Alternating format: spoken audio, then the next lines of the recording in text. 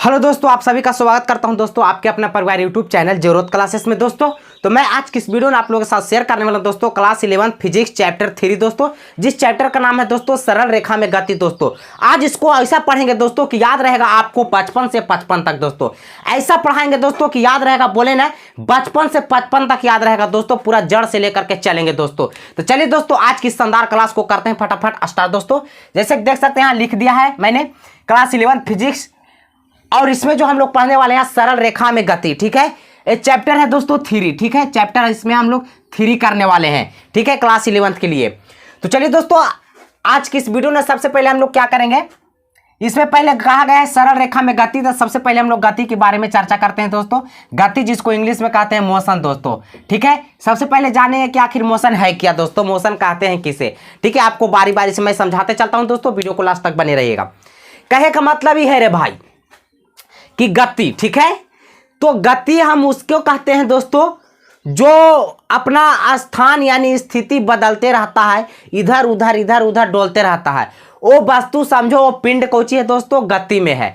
ठीक है, एक बात समझिए, आप लोग का हम उदाहरण दे रहे हैं क्या कि इसका परिभाषा यही होगा दोस्तों। कैसे समझ में नहीं आया रे मास्टर, समझाओ फिर से। देख ले, मान लिया जाए बाबू यहाँ पर ये खुट्टा गाड़ल है। ठीक है, खुट्टा मैंने समझ रहे हैं, और खुट्टा जो है रस्सी के सहारे यहाँ पे एक जानवर बांध दिया गया है। ठीक है दोस्तों, जानवर बांधा हुआ है। आप रास्ता से जा रहे थे दोस्तों। ठीक है, तो आप यह देखें, जब ये रास्ता से जा रहे थे तो आपको देखने के लिए यह मिला दोस्तों कि यहां से तू जा रहा है, कहीं गुजर रहा था, तो यहाँ पे देखा कि खुट्टा के सहारे एक जानवर यहाँ पे बांध दिया गया है दोस्तों। तो तू जा रहा था, जौन घड़ी जानवर की स्थिति यहां पड़ी था दोस्तों।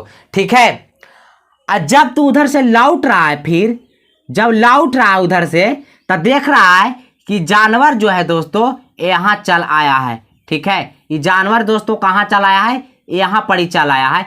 तो अब तू बताओ दोस्तों इसका स्थिति में परिवर्तन हुआ कि नहीं हुआ, बदलाव हुआ या नहीं हुआ, ये पहले बताइए। तो हाँ, यही बात बोला गया दोस्तों कि किसी स्थिर वस्तु के सापेक्ष समय के साथ, ठीक है, उसका स्थिति में परिवर्तन को हम क्या कहते हैं, गति कहते हैं। अब इसका स्थिति में परिवर्तन यही हुआ रे मेरे प्यारे शेर बहादुरों साथियों, कि जैसे कि देख सकते हैं कि वस्तु यहां था, इसका स्थिति यहां था, इस जानवर का स्थिति यहां था, कुछ समय बाद जानवर की स्थिति यहां चला आया।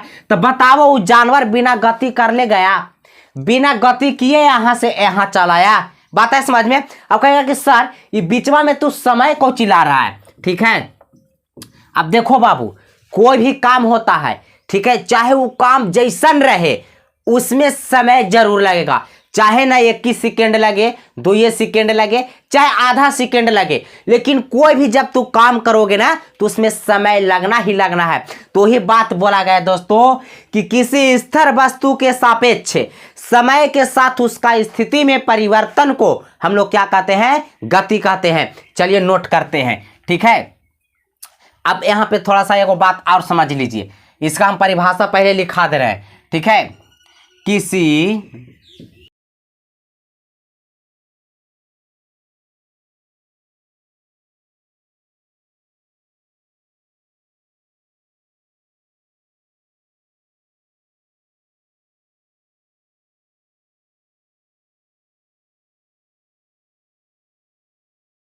दोस्तों गति कहते हैं। आप जैसे देख सकते हैं, कहा गया किसी स्थिर वस्तु के सापेक्ष समय के साथ उसका स्थिति में परिवर्तन को गति कहते हैं। ठीक है, अब कहेगा कि सर ये स्थिर वस्तु कौन सी है सर, आई सापेक्ष के मतलब समझा दीजिए। आपको बोला ना, एक एक पॉइंट हम समझाते हैं।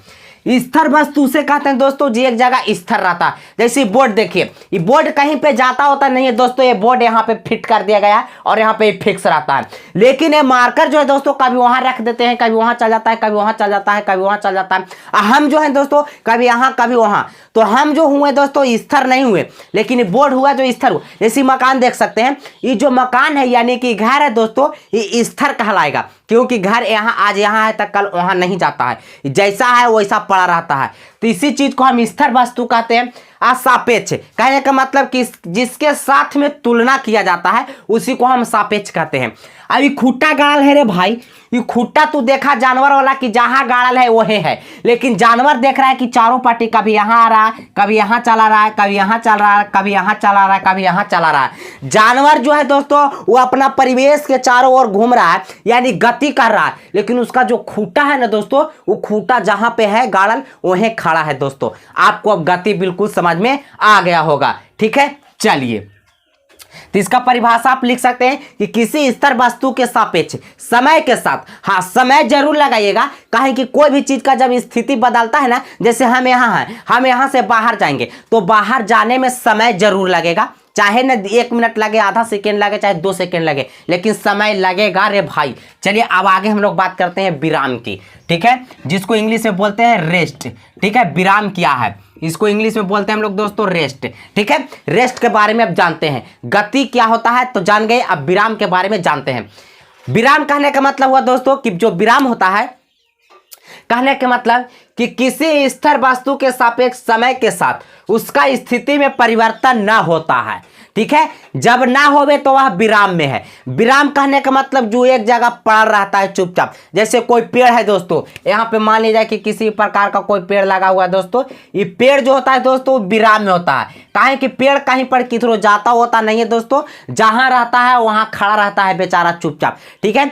तब विराम में उसे हम कहते हैं जो एक जगह रहे, कुछ होता रहे लेकिन एक जगह रहे, ठीक है, उसी को हम लोग रेस्ट बोलते हैं। तो इसका परिभाषा जस्ट इसका उल्टा हो जाएगा दोस्तों कि किसी स्थिर वस्तु के सापेक्ष समय के साथ उसका स्थिति में परिवर्तन ना हो तो वह विराम कहलाता है, ठीक है। जैसे खुट्टा देखो, यह खुट्टा विराम में है, लेकिन यही जानवर देखो गति में है, ठीक है। गति जो चले रे भाई, वो गति अजय खड़ा रहे या पड़ा रहे या बैठा रहे या सुतल रहे, वह विराम कहलाता है, यानी रेस्ट, ठीक है। ये चीज आपको अब समझ में आ गया होगा। चलिए अब आगे बात करते हैं, थोड़ा सा इसको मिटा लेते हैं, इसको मिटा करके आगे अब आगे हम लोग बात करते हैं थोड़ा सा दूरी, सॉरी, अब आगे बात करते हैं दूरी, जिसको इंग्लिश में हम लोग कहते हैं डिस्टेंस, ठीक है। डिस्टेंस बोलते हैं इंग्लिश में दोस्तों।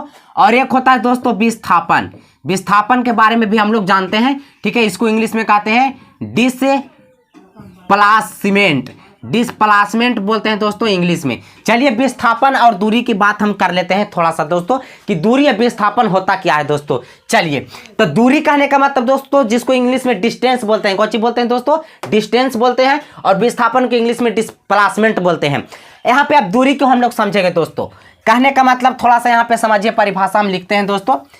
कहा गया है दोस्तों कि किसी खास समय में, ठीक है, किसी खास समय में तय की गई पथ की कुल लंबाई को, ठीक है। देखिए हम लोग फिजिक्स पढ़ रहे हैं दोस्तों, इसमें बार बार, ठीक है, इसमें जो भी चीज रहेगा दोस्तों, इसमें जो भी चीज रहेगा उस समय जरूर लगेगा उसमें दोस्तों, क्योंकि बिना समय के कोई भी चीज होता ही नहीं है। एक बात को आप लोग नोट करके जान लीजिएगा दोस्तों, कि बिना समय के कोई भी चीज होवे नहीं करता है, ठीक है। इसीलिए मैं आपको बार बार बताता हूं दोस्तों।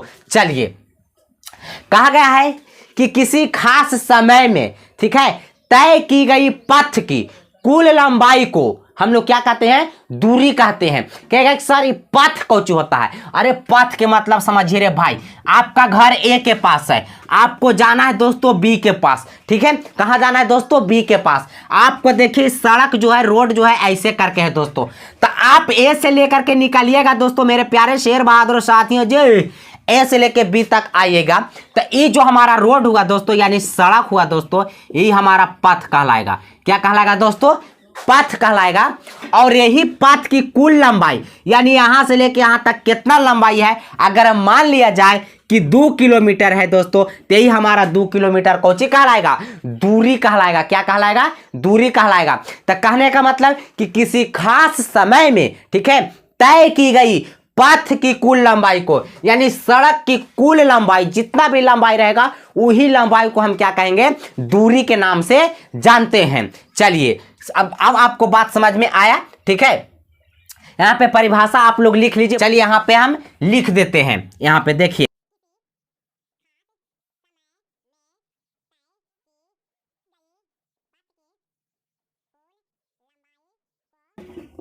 दूरी कहते हैं, ठीक है, किसी खास समय में। अब विस्थापन का है जो थोड़ा सा समझ लो। आपका घर ए के पास है, जाना है बी के पास, तो आप ऐसे ऐसे करके यहां तक आए दोस्तों, तो ये हमारा क्या कहलाया दोस्तों, दूरी कहलाया। लेकिन अगर तू रे भाई यहां से अगर डायरेक्ट तू यहां पर ही आ जाता, ठीक है, बी के पास अगर तू डायरेक्ट यहां से आ जाता है, तो ये हमारा विस्थापन कहलाता है। क्या कहलाता है, विस्थापन कहलाता है। आप कहेगा कि ऐसे कैसे हुआ सर, तो दोनों में एक ही बात है। दोनों में एक ही बात नहीं रे भाई, अंतर है, बहुत अंतर है। क्या अंतर है, जहां पे समझिए, हम समझाते हैं।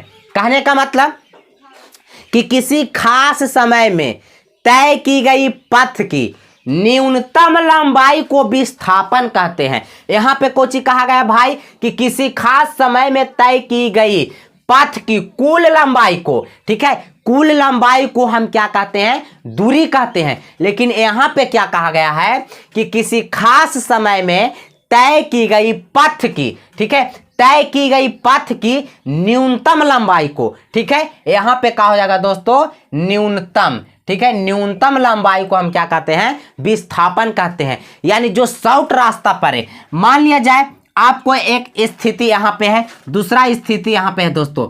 आप अगर दूरी तय करके आते हैं तो इस प्रकार से अगर आप यहां से यहां पर आए, इस स्थिति से इस स्थिति तक, ठीक है, तो ये हमारा दूरी कहलाएगा। लेकिन तू अगर डायरेक्ट यहां आ जाता है, तू अगर यहां डायरेक्ट आ जाता है दोस्तों, तो ये हमारा कौची कहलाएगा, ये हमारा विस्थापन कहलाएगा। यानी सीधा से समझिए, शॉर्ट रास्ता को, शॉर्ट रास्ता जो तिरछे मारता है वो हमारा विस्थापन कहलाता है, जो घूम घूम के जाता है वो हमारा दूरी कहलाता है। अभी आओ समझिए रे भाई, यहां पे मान लिया जाए, यहां पे एक वस्तु रखा गया है, ठीक है, यहां पे एक वस्तु रख दिया गया है। अब आपको करना क्या है, यहां पर ही आना है, ठीक है, नाम देते हैं बी, देते हैं सी, देते हैं। बी से आप यहां आए, ठीक है, और वहां से लेकर के यहां आप आए, ठीक है। चलिए थोड़ा सा तिरछा हो गया, इसको यहीं घसका के कर देते हैं। आप यहां से लेके यहां तक आए, तई हमारा दूरी कहलाएगा दोस्तों, ठीक है। तब मान लिया जाए कि यहां से यहां तक 4 मीटर है और यहां से यहां 5 मीटर है, ठीक है दोस्तों। तो अब देखिए यहां पड़ी कि यहां से यहां तक आए, बी से यहां ए देते हैं, ठीक है, बी से ए के पास आए, ए से सी तक गए, तो ये चीज हमारा क्या कहलाएगा दोस्तों, दूरी कहलाएगा। लेकिन अगर आप भाई बी से डायरेक्ट अगर सी तक चलाते हैं, तो ये चीज हमारा क्या कहलाएगा, विस्थापन कहलाएगा। यानी जो डायरेक्ट चल जाता है उसे विस्थापन कहते हैं। तो वही बोला गया है कि किसी खास समय में तय की गई पथ की, यहां न्यूनतम खाली लगा दीजिए, परिभाषा हो जाएगा विस्थापन की, ठीक है।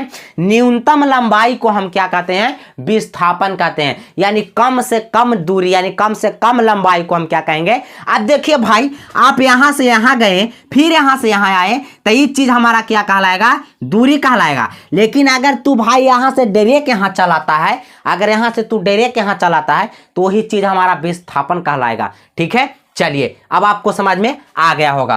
थोड़ा सा और इधर हम लिखते हैं।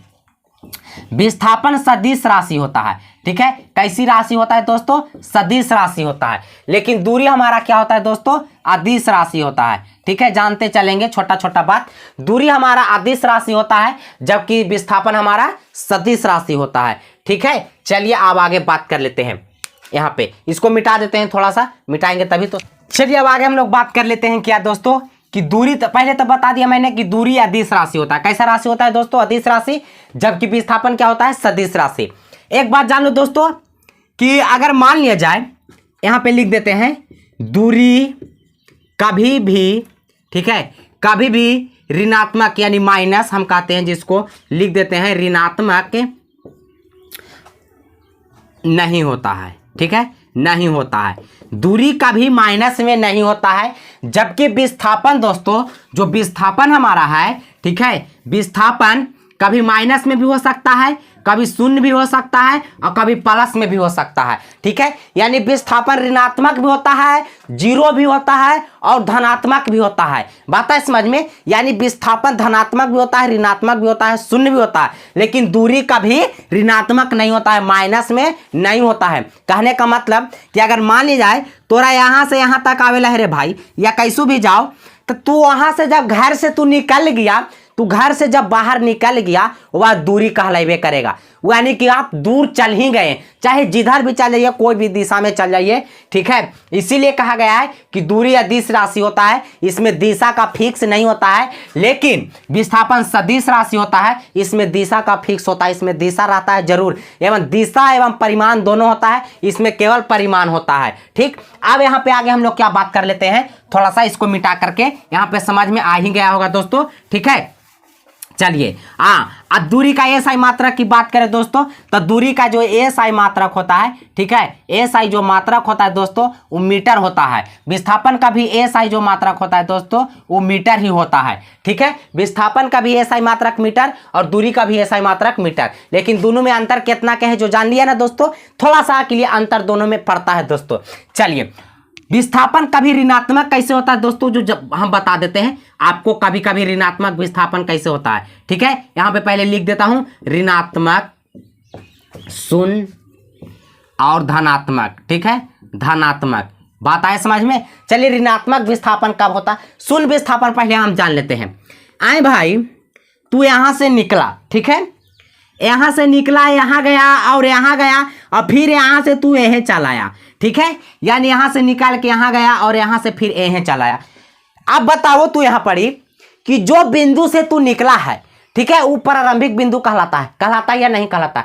तो जो बिंदु से तू निकला है वो बिंदु प्रारंभिक बिंदु कहलाएगा, और जो बिंदु पर जाके तू रुका है वह अंतिम बिंदु कहलाएगा। तो तू जाके रुका है कहां भाई, तो कहेगा जहां से शुरू हुआ था।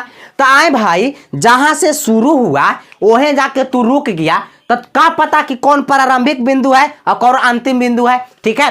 तो जहां से चलता है वहीं आकर के रुक जाता है फिर, तो विस्थापन शून्य होता है।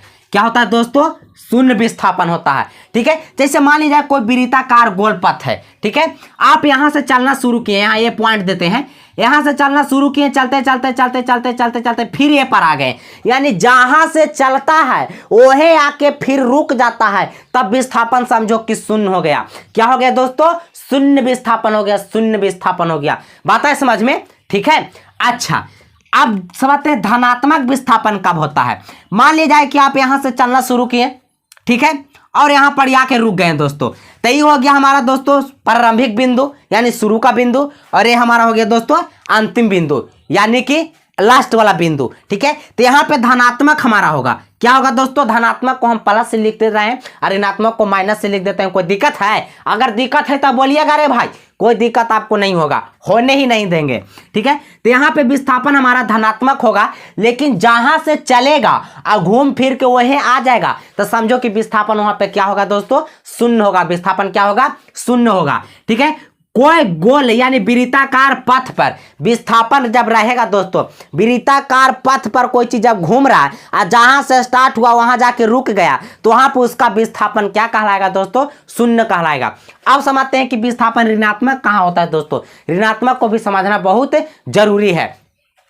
ऋणात्मक विस्थापन, मान लिया जाए कि जमीन है, ठीक है, कोची है दोस्तों, जमीन है, इस जमीन पर तोर घर बनल है रे भाई, कोची बनल है रे भाई, घर। अब घरवा पर तू ऊपरे खड़ा है, ठीक है, मान लिया जाए कि ऊपरे तू खड़ा है दोस्तों, इस प्रकार से तू खड़ा है, ठीक है, इस प्रकार से तू ऊपर में खड़ा है दोस्तों।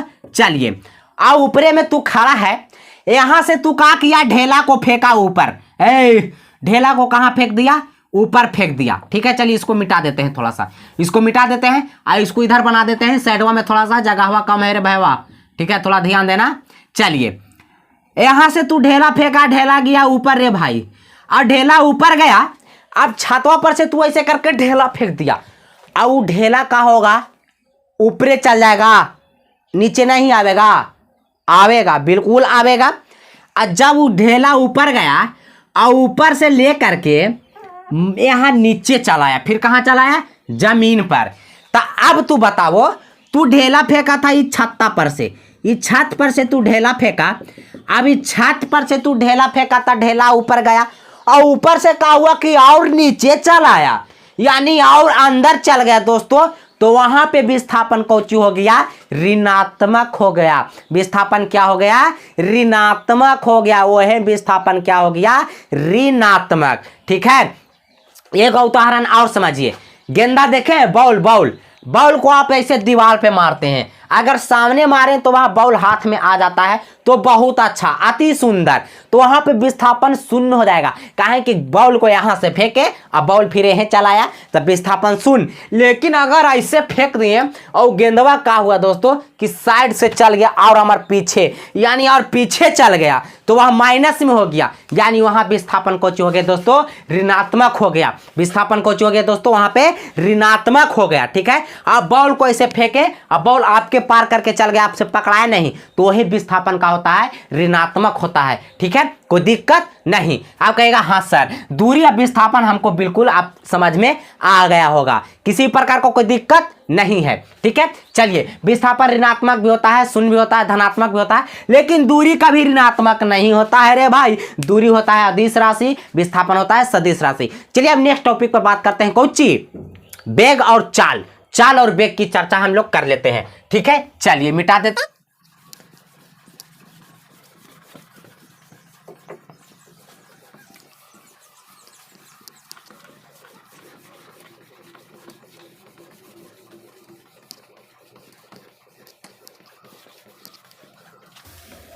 चलिए एक तरफ हम लिख देते हैं चाल और दूसरी तरफ लिख देते हैं वेग।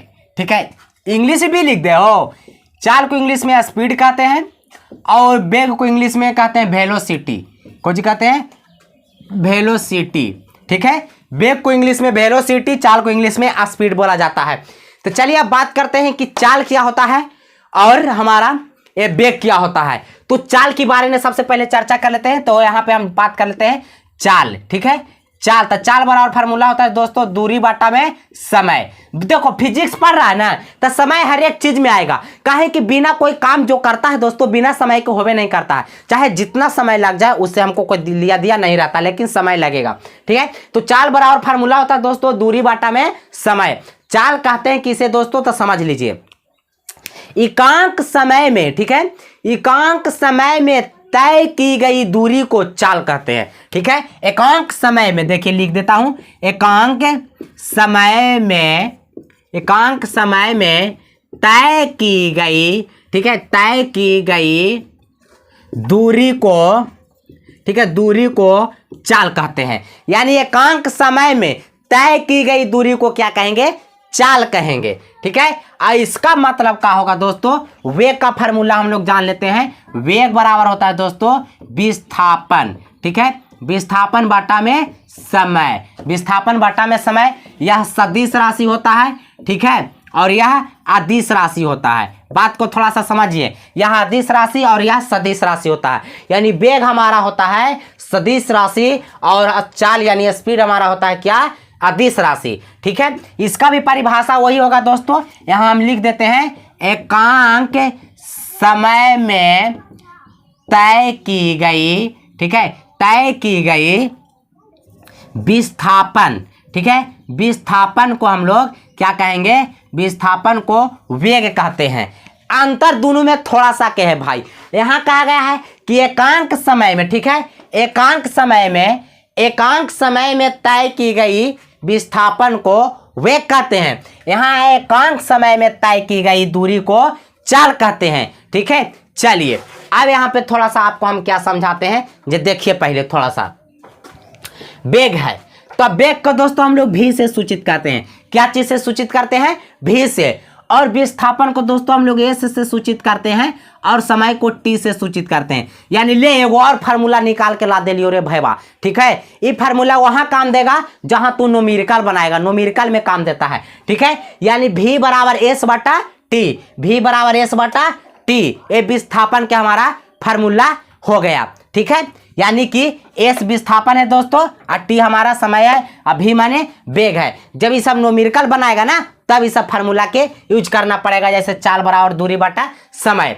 अब यहाँ पे थोड़ा सा हम समझते हैं का कि जैसे हम लोग पढ़े दूरी और विस्थापन, ठीक है, दूरी और विस्थापन में थोड़ा थोड़ा के अंतर, उसी प्रकार से ओकरे टू कॉपी, ओकरे फोटो कॉपी है चाल और वेग में अंतर। ठीक है, थोड़ा थोड़ा के लिए यहाँ पे भी देखिए वही बात है और यहाँ पर भी वही बात है। परिभाषा देख सकते हैं दोनों के सेम है, किसी भी प्रकार का कोई दिक्कत नहीं है। ठीक है, अब वेग सदिश राशि है, पूछेगा एग्जाम में कि वेग कैसा राशि है, सदिश। तो सदिश राशि को हम इस प्रकार से डिनोट करते हैं, जिसके ऊपर ऐसे एरो का निशान रहे वेक्टर, ठीक है, वही क्या कहलाएगा, सदिश। ठीक है, सदिश, यानी कि यहाँ पे जैसे कि देख सकते हैं ये सदिश राशि का पहचान है। ठीक है, बात है समझ में। जैसे अगर रहेगा एम ऐसे करके वेक्टर, तो ये समझो कि एम जो है जो भी चीज रहेगा वो समझो कि सदिश राशि है, किसी प्रकार का कोई दिक्कत नहीं है। ठीक है, चलिए तो इसको हम ऐसे भी लिख सकते हैं दोस्तों, भी एस बटा टी। ठीक है, एस बटा में टी, कोई दिक्कत है नहीं, कोई दिक्कतें नहीं होगा,